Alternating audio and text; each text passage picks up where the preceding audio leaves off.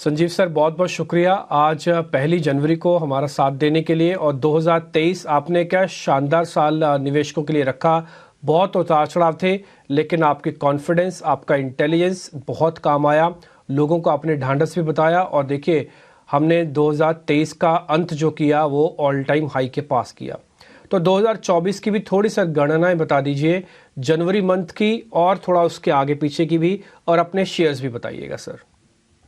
हाँ, good morning Dimpy, आपको, प्रियंका, सारी ईटी स्वदेश की टीम को और सारे इन्वेस्टर्स और व्यूअर्स को बहुत बहुत नए साल की शुभकामनाएं। और क्या साल रहा है 2023, लाजवाब। लेकिन प्रियंका जी, अब डिम्पी जी, सारी वॉलेटिलिटी में आपको इन्वेस्टेड रहना है। तो अगर आपका पीएमएस है, सिप है, म्यूचुअल फंड है, एआईएफ है, you can see rotation by the fund managers, लेकिन आपको इन्वेस्टेड रहना है। प्रॉफिट बुकिंग के बाउट्स आएंगे, ये नहीं कि इस लेवल पे वी आर चीप, और जरूर इसमें प्रॉफिट बुकिंग आएगी।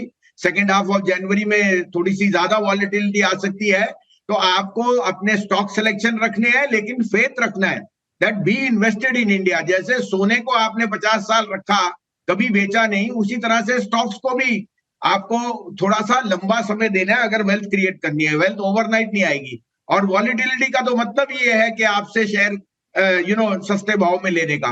तो keep the faith, stay invested either in a mutual fund, in a PMS or in an AIF, जिससे आपका directional call of rotation can be there, but you are always invested.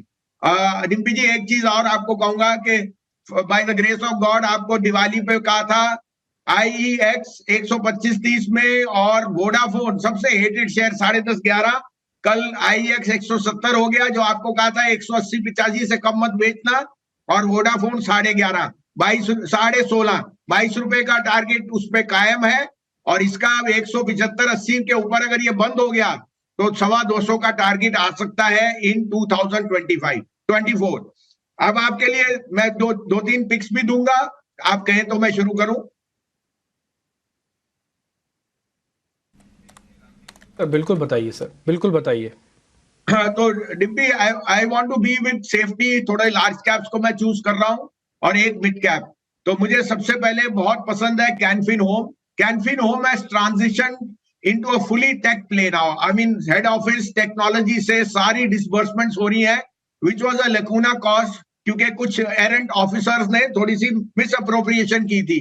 They have addressed that very well. उनकी conference call में उन्होंने clearly बताया that disbursements may be that the highest, and now there जिसे कहते हैं risk management is at the best ever.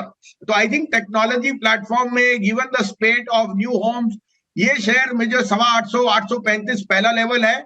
लेकिन अगर आप इसको थोड़ा सा लंबा रखेंगे तो मुझे लगता है ये 950 का, 1000 रुपए का भाव भी आ सकता है कैनफिन होम।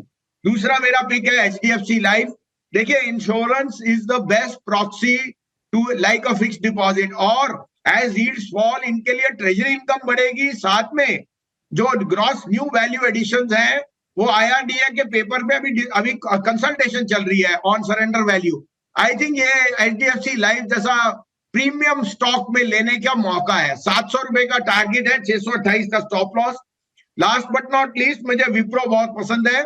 मैं कह रहा हूं Wipro and LTIM will outperform in the technology space. ये आप लिख के ले लीजिए, these are two stocks hitting new highs. और अगर आईटी ने चलना है, जो मुझे बहुत पॉजिटिव हूं, because IT is a theme, given that yields are falling, given that inflation is falling in the US, tech spending has to pick up.